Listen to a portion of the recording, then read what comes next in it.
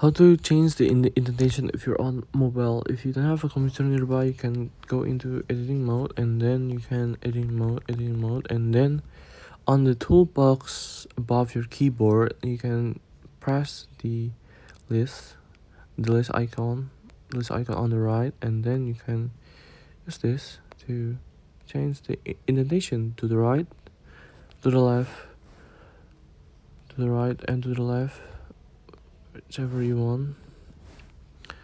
You can also then you can also go horizontal on Google Docs, and then you will be able to find more options. And this is how you're able to change the indentation without making your text into a list. Making indentation. There you go. But you have to put your phone on horizontal mode to be able to do this. Testing 1, 2, 3. And that is how you're able to do it.